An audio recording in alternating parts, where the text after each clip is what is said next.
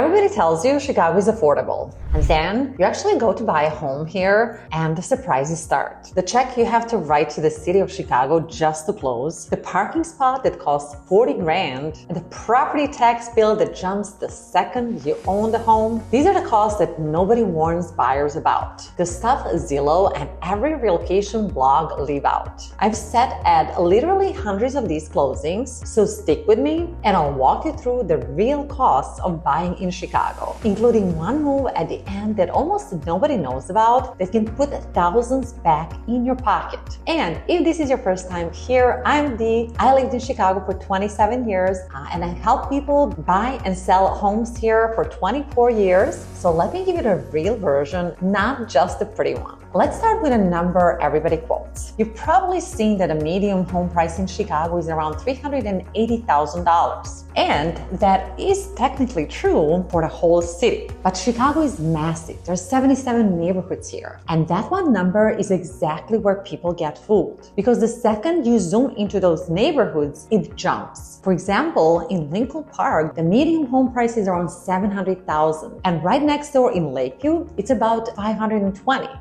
So two neighborhoods sitting side by side and even they don't match. So that 380 on its own tells you almost nothing. You have to look neighborhood by neighborhood. Number two, property taxes. In Cook County, they run roughly 1.75 to 2% of the home's value, which is high to begin with. But here's the part that gets people. The tax number on the listing is often not the number that you're going to pay. The county reassesses every 3 years, and when a home sells, the value can get bumped up. So you buy a place and a year later, your tax bill is suddenly thousands of dollars higher than what the seller was paying. So never trust listed taxes. Find out what you'll actually pay before you fall in love with a place. And one more tax surprise on top of that. In some Chicago neighborhoods, especially near a busy commercial street, there's an extra little line on your bill called an SSA, a special service area tax. And it pays for things like street cleaning and holiday lights in that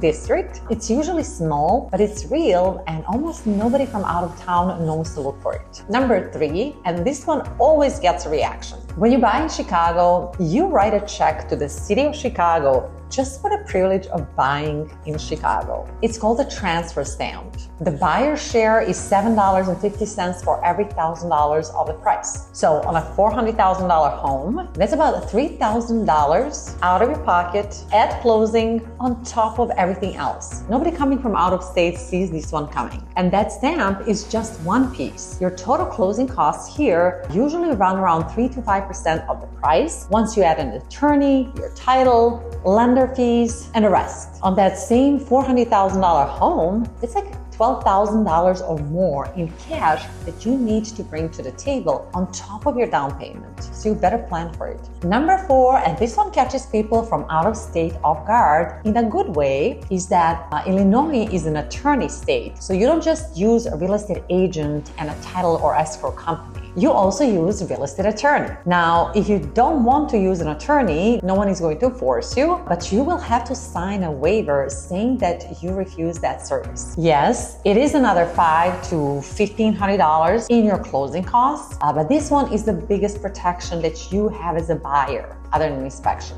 So don't think of it as just a fee. And here's why. Once your offer is accepted, you go into what's called an attorney review period, which is 5 business days. Your attorney goes through the contract, title, the taxes, and if something is wrong, you're allowed to renegotiate or even walk away and get your earnest money back. So this is your safety net. And if you're buying a condo, this is where good attorney really earns their money. They pull all the building's documents, the financials, the reserves, the insurance, board meeting minutes, and they go looking for red flags. Is the association actually financially healthy? Is there a lawsuit against the building?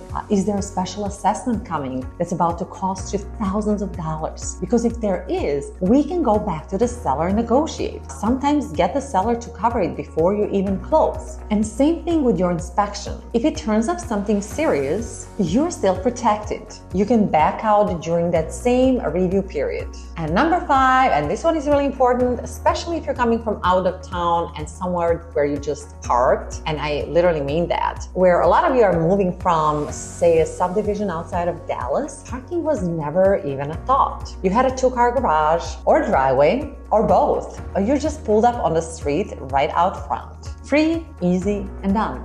Chicago is a completely different world, really dense. And here's what surprises people. A lot of buildings, especially older ones, don't come with any parking at all. So here, a parking spot becomes its own thing that you have to solve. Let me tell you, it is not cheap. In downtown or northside building, a deeded spot, the one that you actually own, that you can also sell separately or keep if you wanted to, can run you $30,000, $40,000, $50,000. Some go well over 100.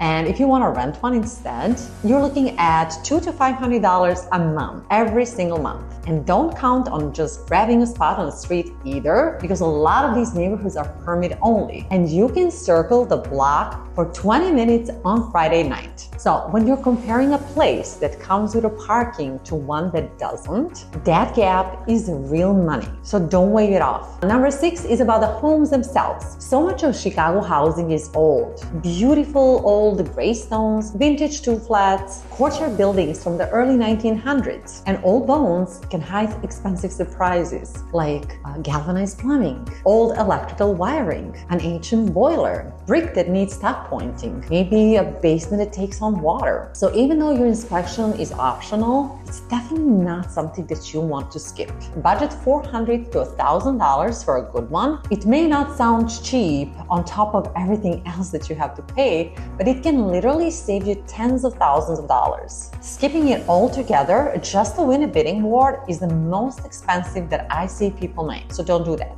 Number 7, and this is the one that can really hurt. If you buy a condo, you pay monthly assessment to the building. That's no news, right? And most people think that a lower fee is better, but sometimes it's quite the opposite. Because if a building isn't collecting enough to cover its big repairs, that bill doesn't disappear. Money has to come from somewhere, and it usually shows up later as a special assessment. A surprise charge for a new roof, facade, the elevators. Sometimes it's tens of thousands of dollars. And to tell you the truth, I'm actually paying off a $20,000 special assessment in my own building right now, which is no fun. So before you buy a condo, have that attorney you hired check the reserves and meeting minutes. And there's also a newer rule worth knowing, a little off subject, but if you're financing, your lender now wants to see at least 15% of the dues going into reserves. That used to be 10%. Now they want 15. A weak reserve can actually kill your loan. Okay, now 2 that actually work in your favor because it's not all bad news. First, the one I promised you. You can actually appeal your Cook County property taxes, and here's the part that gets people. It's completely free to file. You go to the Cook County assessor and then the board of review with your property spin and a little evidence that your assessment is too high, which is something that I can help you with. I'll drop a link to assessor's website in the description, and it actually works. According to the Cook County Board of Review, 62% of homeowners who filed their own appeal got their bill reduced. Almost no out-of-town buyers are known to even try, and it can save you real money every single year you own the place. And second nice surprise, in Chicago, property taxes are paid in arrears, which means that at closing, the seller actually credits you for the taxes during the time that they own the place. So money comes back to your side of the table. So here's the honest version. Is Chicago still a great value comparing to LA, San Francisco, or New York? Oh my gosh, absolutely. You get a real big and a really clean city, the lake, a world-class food, culture, and far more home for your money. But it's not the bargain that headline median price makes it look like. And these are the costs that catch people that didn't have someone in their corner. So that is my whole job. A good agent doesn't just open doors. We keep these surprises from blindsiding you. And we know the moves, like the tax appeal that puts money back in your pocket. So if you're thinking about a move to Chicago or selling your place here, my info is on the screen and in the description. Call or text me and grab my free relocation guide while you're down there. And if this helped, do me a favor, send it to someone who is looking to buy here and drop a comment with a cost that surprised you the most. I'm Dee Savic. Thank you so much for watching. Keep exploring and don't forget to hit subscribe so you don't miss the next one.